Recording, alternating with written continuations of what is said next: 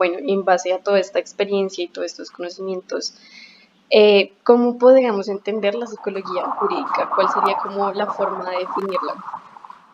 Bueno, mira, la psicología jurídica y la define ya el Colegio Colombiano de Psicólogos por medio de Ángela Tapias y Nancy Vargas, que fueron las dos primeras personas que empezaron a establecer esa definición del colegio, y es como un subcampo de la psicología donde nosotros en realidad ayudamos a tomar decisiones al juez a partir de nuestro concepto.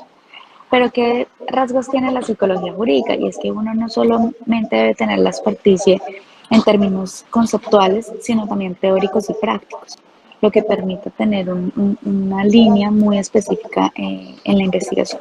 Entonces, la psicología jurídica, aparte de que es auxiliar a la justicia como tal, pues también tiene un componente preventivo, ¿no? No solo interventivo, sino preventivo. Ok, entiendo. Y pues de acuerdo con esta definición, ¿qué tantos campos de desempeño encontramos en esta área? Bueno, hay varios, de hecho. Uno de ellos, pues desde la psicología jurídica está la psicología forense, que es uno de los campos donde se llama forense porque vamos a exponer nuestro concepto ante una audiencia, ante un fórum, de allí la palabra forense, y es allí donde pues el juez toma decisiones de acuerdo pues también a nuestro concepto.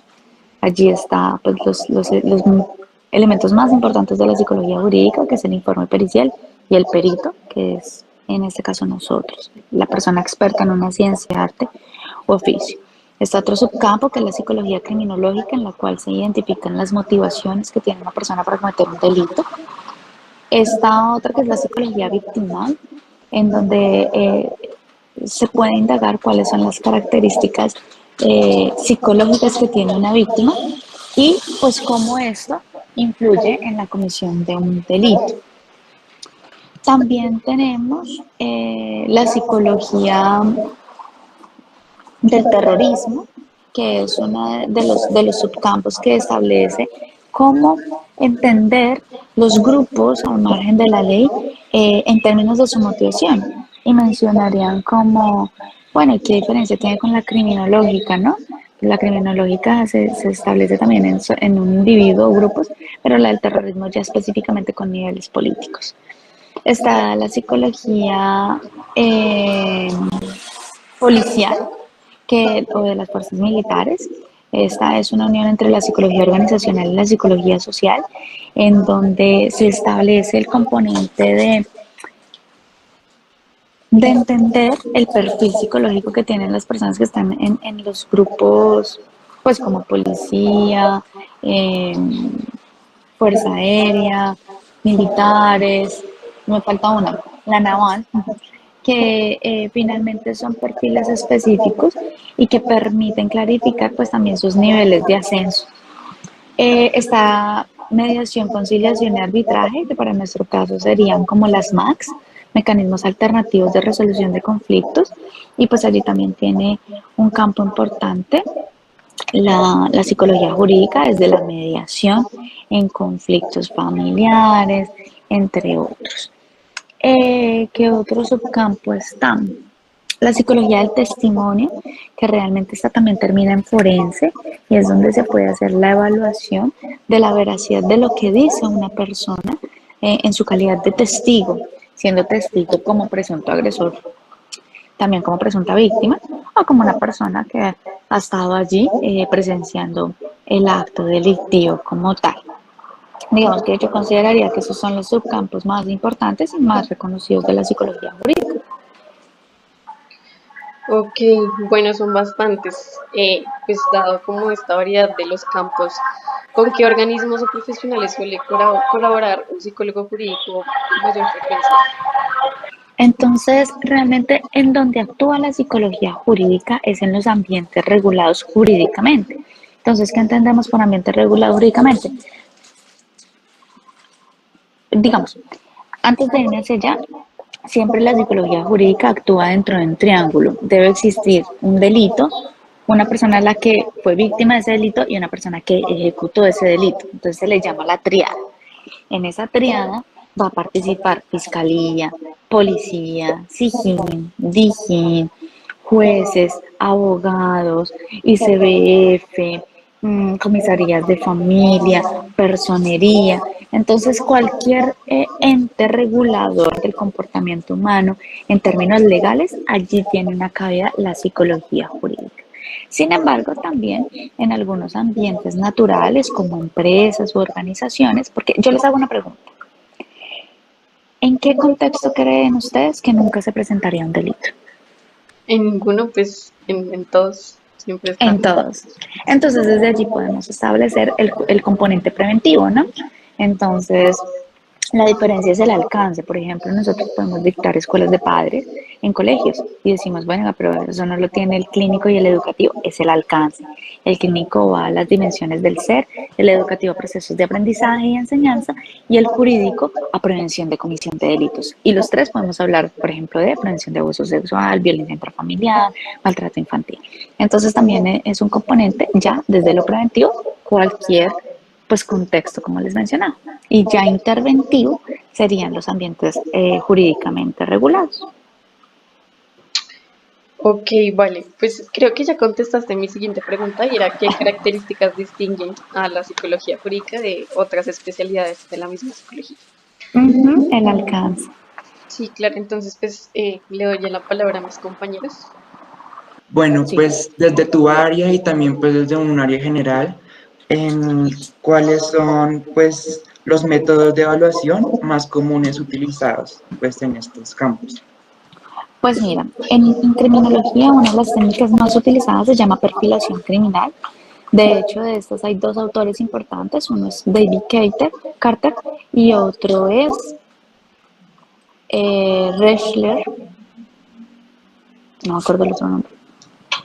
Bueno, Rechler, y los dos mantienen, digamos que una misma técnica que es perfilación criminal. Esta técnica está orientada para identificar las personas o la persona que cometió el delito.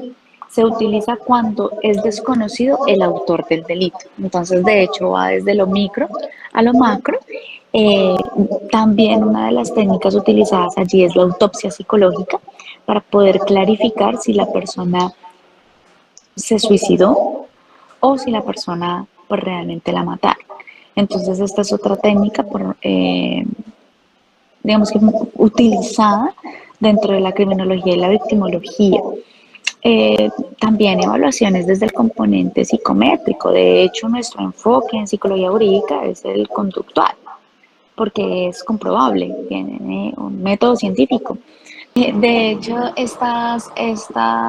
digamos, técnicas de evaluación están muy unidas con el componente o el enfoque conductual porque es un medio de prueba.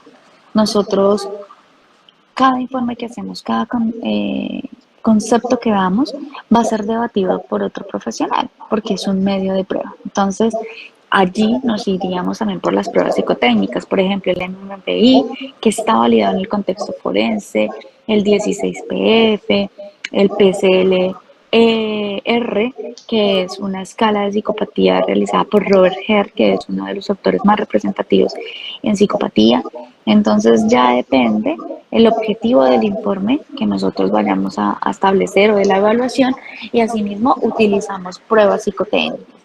La entrevista forense, que es denominada entrevista cognitiva, para poder a la persona, o sea, para que la persona pueda evocar su relato, pues hacer uso de técnicas mnemónicas para facilitar la recordación, por ejemplo, de nombres, de números, de colores, de detalles que faciliten la clarificación del delito. Otra de las técnicas utilizadas es la observación, eh, pues como general en toda la psicología y en todos los campos, ¿no? Pero aquí tiene una, digamos, diferencia porque va más orientada a la atención del detalle y el análisis del lenguaje verbal y no verbal para psicología del testimonio. Y digamos que hay algunos protocolos de entrevista, por ejemplo en abuso sexual con niños, niñas y adolescentes, que están orientados como tal dentro de las técnicas para recolectar información, que serían protocolo Michigan o protocolo de Niche. Ok, pues son como varias y pues me imagino que cada una está específicamente para pues un determinado caso. ¿Podrías mencionar pues cuál sería como las funciones principales que hace un psicólogo jurídico pues desde sus áreas? Bueno, eh, casi que la mayoría de cosas que hace el psicólogo jurídico termina en la forense. Entonces, una de las principales funciones es ser perito, es decir, ser un experto en una ciencia, arte o oficio. Para nosotros seríamos una ciencia por método científico.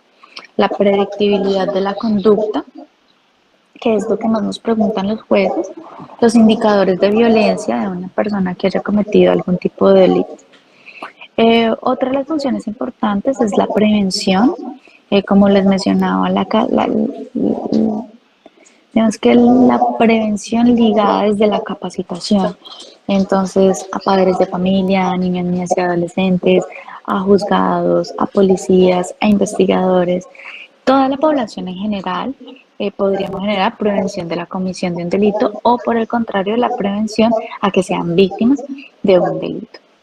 Otra de las importantes es la evaluación, pues que como les mencionaba, también termina en lo forense, pero esa evaluación psicológica y del estado mental para identificar inimputabilidad, es decir, clarificar si la persona era consciente o no en el momento en que cometió su delito.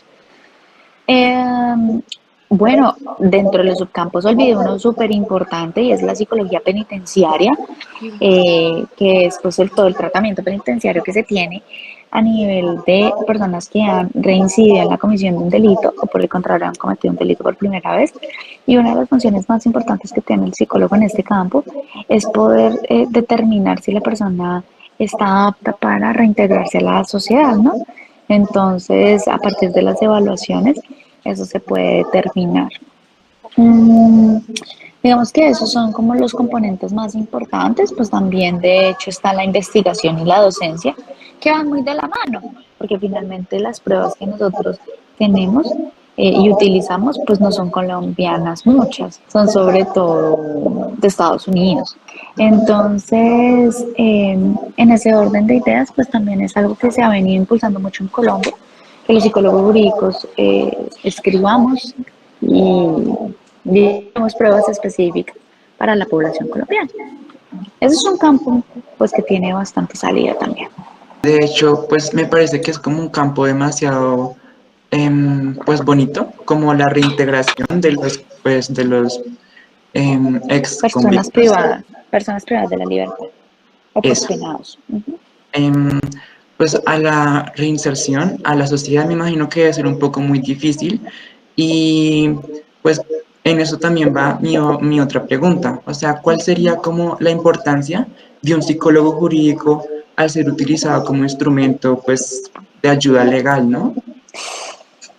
Más que importancia, es una responsabilidad gigante. O sea, Sí, el concepto de un profesional en psicología jurídica casi que determina, aunque nosotros no tomamos la decisión, la toma el juez, sí. determina si una persona que es inocente se va a la cárcel o una persona que es culpable queda en libertad.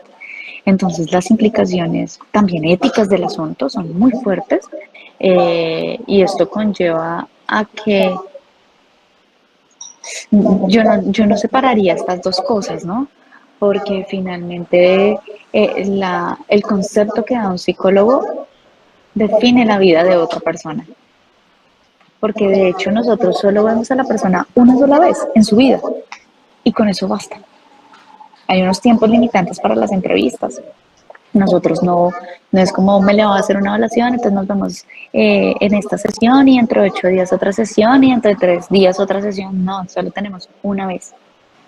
Y máximo 2 horas y 50 para 2 horas y 50, 2 horas y 30 minutos para hacer una entrevista, porque es el tiempo que una persona nos podría funcionar en una entrevista. Entonces, digamos que tras de que se trabaja bajo presión constantemente, la responsabilidad es alta y también el riesgo es altísimo. De hecho, uno cuando está en forense, juran sobre la constitución, sobre el código y demás, pues que eh, todo lo que está diciendo es verdad, que no está siendo alterado, que no es mentira. Entonces, por eso te digo que no se desliga con lo ético, porque finalmente pues uno lo pueden contrademandar por falsedad en documento privado o documento público o falsedad en testimonio y fácilmente poder estar 8 años en la cárcel por un proceso así. Entonces, la importancia y el alcance, pues, no sé cómo describirlo. Es determinante, es de mucha responsabilidad. Pues sí, es como algo muy complejo y pues es una profesión pues demasiado importante, pero que lleva una gran responsabilidad por lo mismo que tú dices, de que uno tiene como un corto tiempo con esa persona y pues en realidad uno no puede como conocer bien a fondo y pues me imagino yo que los métodos de evaluación pues sí son de ayuda, pero uno, no sé, pueden causar como diferentes impactos pues en la persona y pues uno nunca está como 100% pues seguro, ¿no?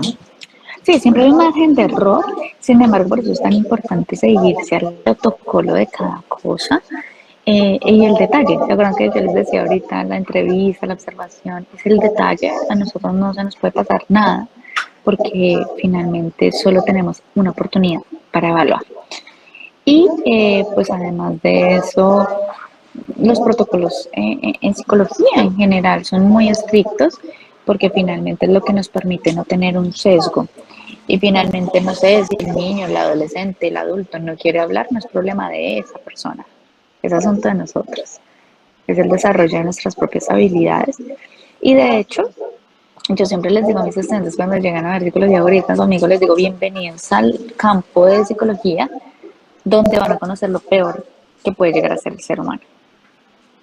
Porque en los otros campos conocen lo tierno, lo bonito, lo soñado. Aquí eh, lo terrorífico, la parte oscura de ese pensamiento del ser humano. Entonces eso también tiene unas implicaciones importantes en el momento de uno realizar pues, el informe y cómo no sesgarse y ser objetivo. Entonces aquí es donde uno más consideraría yo que tiene una atención al detalle pues un poco más elevada. Bueno, doy paso pues a las preguntas de mi compañera Mariana. Vale, esta pues pregunta, la siguiente pregunta va ligada con lo que venías mencionando, que es cómo se abordan las cuestiones éticas en la práctica pues de la psicología judicial, jurídica. Ok, bueno, mira, el código deontológico es claro. Hay 3 excepciones del secreto profesional y una de ellas es porque lo solicite una medida legal. Entonces, de hecho, nosotros ya estamos ahí, de entrada. Muchas personas dicen la psicología jurídica no tiene secreto profesional. Claro que tenemos secreto profesional, solo que estamos dentro de una de las excepciones. Porque yo no le voy a ir a contar a la vecina la evaluación que acabe de hacer. Entonces, eso es secreto profesional. Sino que todo lo que la persona nos cuenta e indagamos en la entrevista, pues tiene un objetivo específico que es para la toma de decisiones de un juez. De hecho, a la psicología o a las evaluaciones de psicología jurídica las personas no van porque quieren, van porque les toca, para no meterse en un problema más grande. No como en psicología clínica que llaman y dicen, ay, a mí me gustaría ir y desde la apertura, ¿no? Para nosotros desde el inicio sabemos que la persona puede estar alterando su imagen para obtener beneficio de la evaluación. Entonces el componente ético es muy importante porque finalmente allí hay dilemas morales. Hay psicólogos a los que les ofrecen muchísimo dinero por una firma. Firme aquí que es inimputable, es decir, que no es consciente de lo que hizo y entonces no se va a la cárcel a pagar una condena, la cual le va a permitir clarificar su conducta, sino que se va a una clínica psiquiátrica, la cual no es apta para esa persona, o todo lo contrario. Resulta que esa persona tenía condiciones psicológicas que requieren de una atención especializada como una clínica psiquiátrica y una de las personas X le ofrece cuántos millones a un psicólogo y firma para que lo manden a la cárcel. Entonces el componente ético y los dilemas morales en psicología jurídica son pan de cada día. Finalmente pues tú también eres ser humano, ¿no? O sea, tú comes, tú vives, tú requieres un recurso económico. Entonces esto es de hacer las cosas bien hechas. el componente ético también está sobre el respeto hacia el usuario. Si yo, no sé, en mi historia de vida tuve alguna situación que me implica condiciones específicas y que me impiden atender a otro, pues ¿para qué lo voy a hacer? Cedo el caso. Si no tengo el conocimiento, ¿para qué lo voy a hacer? Ay, no, es que uno va aprendiendo. En jurídica uno aprende, pero es mejor llegar preparado. De hecho, la ley dice que con nuestro título de pregrado podemos ejercer psicología jurídica en tribunales, que sería psicología forense. Pero cuando uno está allí, eh, ya uno dice como necesito mucha más información que la que tengo en el pregrado, ¿cierto? Porque necesito, eh, ¿cómo decirlo? Necesito especializarme en campos específicos, por ejemplo, mis especialidades son abuso en niños, niñas y adolescentes y todo lo que tiene que ver con maltratos en infancia y violencia intrafamiliar. Algunos temas de homicidio, pero a mí no me pongan secuestro, o sea, para mí eso es otro mundo, porque son características psicológicas de otro tipo de delitos y pues también está el componente ético de decir, oye, no, yo no trabajo temas con víctimas de secuestro, por ejemplo, porque no es lo mismo. Entonces ese componente de objetividad y razonabilidad nos va a llevar al componente ético. Vale, pues como ya por otra parte, ¿qué hallazgos históricos en el campo de la psicología consideras como más relevantes o que para ti son más interesantes, pues para la psicología jurídica? Bueno, mira, uno de esos, el del testimonio, eh, eso fue como en la década de los 60 en Estados Unidos, por Mostenberg, que era un autor que establecía como eh, las variables de adquisición de memoria y de retención, y así es como empieza la psicología jurídica. De hecho, hay una etapa precientífica en donde pues, las personas solucionaban sus conflictos y la persona hurtó un pan, pues le cortan la mano y listo, no pasaba nada, ¿cierto? Porque teníamos una época diferente. Y también el avance en los derechos humanos le da una cabida a las ciencias humanas dentro del derecho. Entonces creo que en el tema del testimonio ha sido muy fuerte.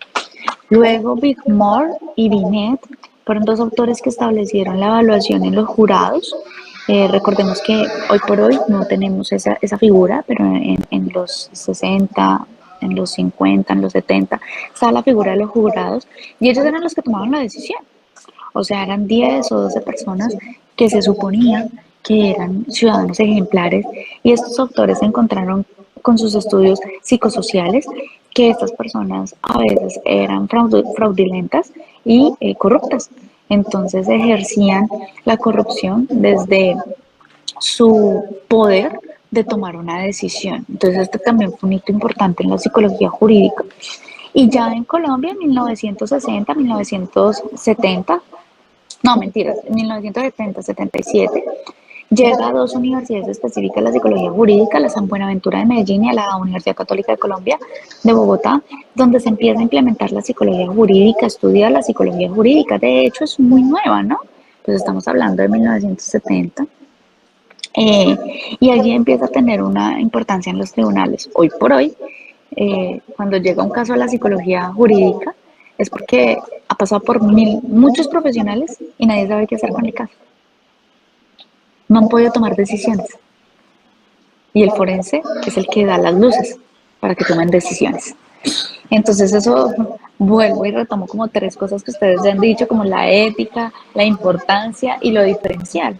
Entonces, esos son hitos importantes y también pues todo el desarrollo de las pruebas psicotécnicas por CATEL, que se empezaron a utilizar también en psicología jurídica. Pues respecto a la pregunta anterior, ¿podrías proporcionar un ejemplo pues, real o hipotético sobre la aplicación de la psicología jurídica pues, en un caso legal? Ok, mira, de hecho, la mayoría de casos que yo tenía en que realizar un informe forense hacían temas de abuso sexual para evaluar el testimonio.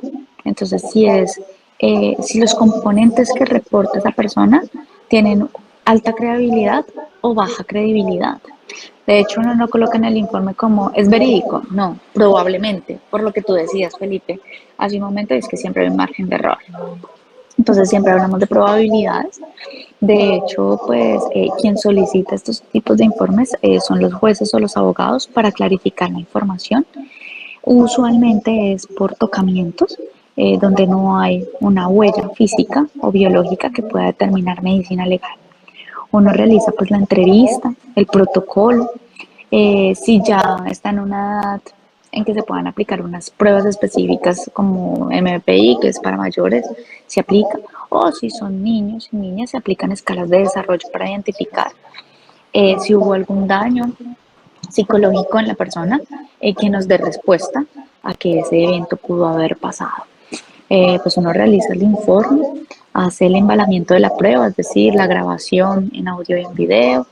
El informe tiene una estructura específica donde tú también haces como una discusión forense, en donde estableces todo el componente teórico de investigación y cómo esto lo relaciona uno con el caso. De hecho, los casos más difíciles son en niños entre 9, 10 y 11 años, porque están en una etapa de preadolescencia que, que no es tan fácil hacer esa empatía, ¿cierto? Con los niños nos vamos por los muñequitos, por los colores, bla, bla, bla. Con los adolescentes un poco más con influencers, TikToks, modas, pero el preadolescente está pasando de dejar el juguete a pasar a otros contextos. Entonces digamos que es con los más difíciles y de hecho la memoria y el desarrollo moral en estas etapas pues está, valga la redundancia, desarrollando y comenzando, entonces pues es uno de los componentes más complejos. Ya uno ejecuta el informe, pues realiza el informe, lo entrega al abogado y pues ya uno queda a la espera. Básicamente queda a la espera como de 2 años, 1 año, a veces por mucho 3 años, de que lo llamen para la audiencia, para que uno tenga que ir a exponer lo que escribió en este informe. Y sobre eso el juez toma decisiones. Hasta ahí llegamos nosotros.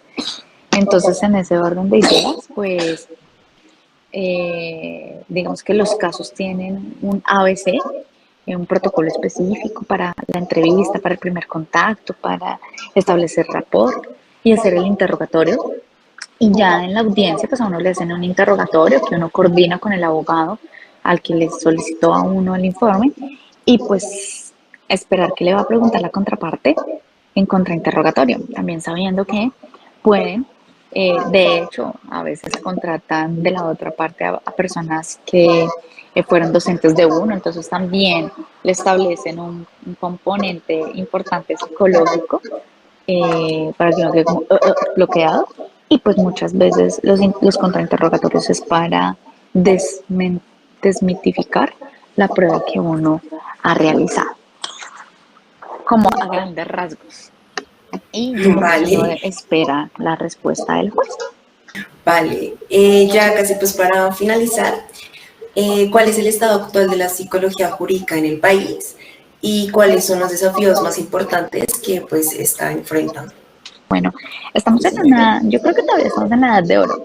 De hecho, estamos en la edad super oro. Porque los abogados, mira, del 2010, 2013 hacia acá, ha tenido mucho auge la psicología jurídica. Porque se ha valorado el aporte que hace a los casos. Porque tenemos la capacidad de ir al suceso real, a que la persona recree el suceso sin volverlo a hacer, sino a través de su testimonio. La importancia de la salud mental en Colombia también ha aumentado, entonces eso también nos da una cabida en la psicología jurídica porque todos esos aportes ayudan. La ley de víctimas, la 1448, también aportó para que el rol del psicólogo jurídico empezara a ser más importante desde pues la evaluación. No, ahorita no.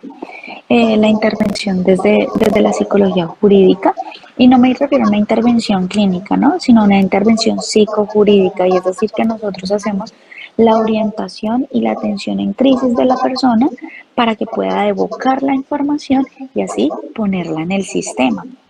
Entonces, en este momento ya es válido Y de hecho, medicina legal tiene psiquiatría forense, no psicología forense. Entonces, este componente es desde lo privado también.